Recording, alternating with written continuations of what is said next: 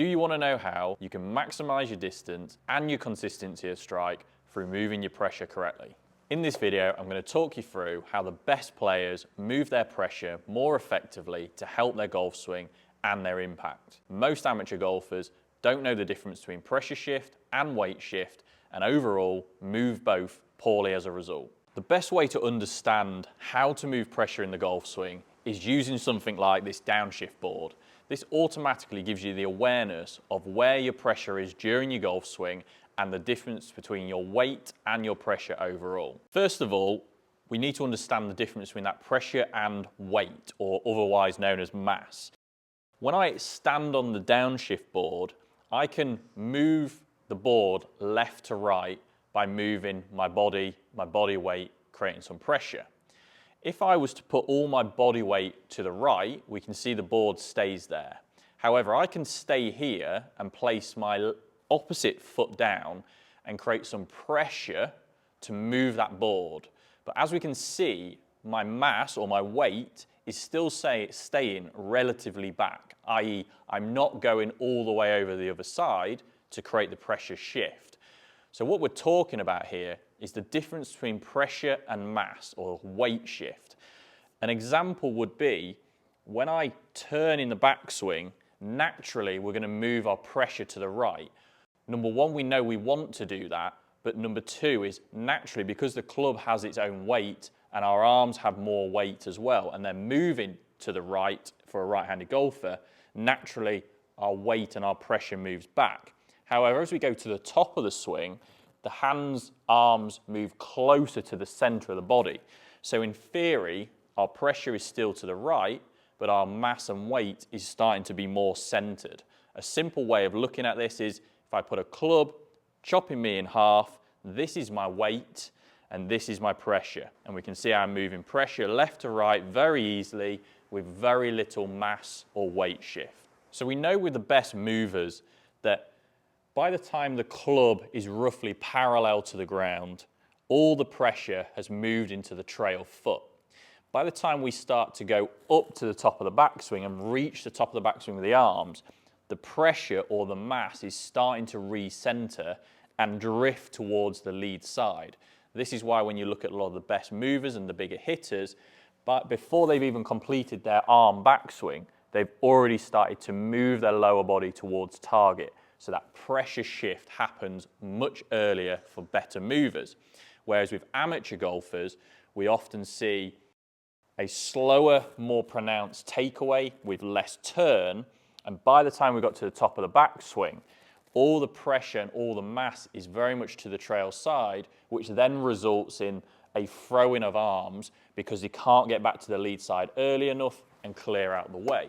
We also see the opposite to that, where in the backswing, amateurs can stay on their lead side, so there's no actual pressure shift. That often can come from the concept of trying to stay very centered, and as a result, they stay on their left side, and then on the downswing, they've got nowhere to go, and they back up. We're going to go through a couple of drills of how you can move your pressure more effectively early in the takeaway, and how then you can recenter and get into that lead side much quicker. So the first thing we want to focus on is trying to get that pressure moving into the lead side at the right intensity and the right time. A lot of amateur golfers can start with all their pressure on their right side, whereas in theory, the better movers will start slightly to the left and push from the left to the right for right-handed golfers to create that pressure shift and that momentum, something known as force preceding motion. So what you need is a resistance band. I'm using a gravity fit band here, and I'm going to place this under my lead heel. I'm then going to grab the opposite end of the band, putting the trail hand underneath. That's the easiest way to kind of create the movement. You don't want to use too strong a band here, otherwise you won't feel the motion. But on the downshift board, all you're going to try and do is pull the band into the top of the backswing, but done with intensity. And what we'll notice is here, if I was to start over this way, because that gives me more time and more opportunity to create the force, my pressure's starting left, I'm going to go right with some aggression and some intensity without lunging over, so keeping that pressure to my trail side, but keeping the mass relatively centered. And then it's going to be very much that stretch up to the top. And we can see here, I'm going left and driving up. I'm creating some intensity, and even the board, if you do this properly, might start to spin because of other types of ground reaction forces kicking in. So we're there, and we see that intensity. Left.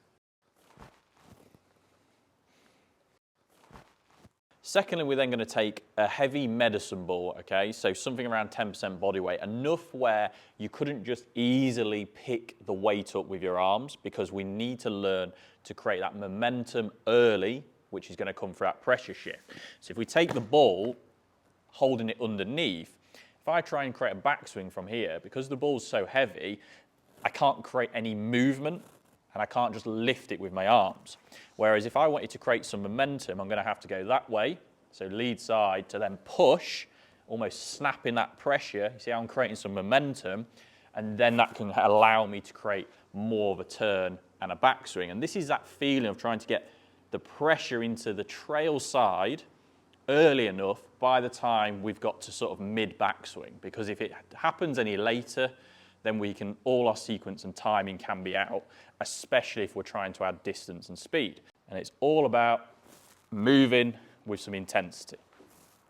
So now we've done those two drills, because we've used resistance or a load that is much higher than a golf club, if we take that same intensity with the feeling, remember, of trying to be by mid backswing, so maybe either left arm or lead arm parallel, something like that to the ground, to have got into that trail side, we should actually feel like we're moving with some real, you see how much power I'm moving with there.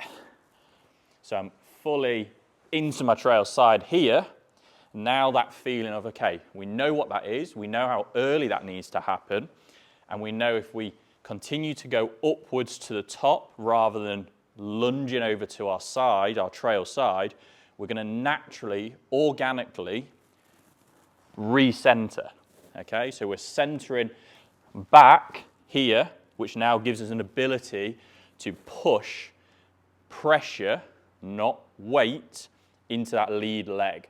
So we're going to go here, here, and there. You see how early my lead side can now push, because I'm not all the way over here and trying to get back to the ball.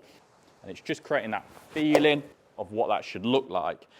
And again, if we can get the intensity right, this board should start to be moving and twisting because of that ground reaction force pushing through the lead foot, lead toe, that then creates that lead hip rotation.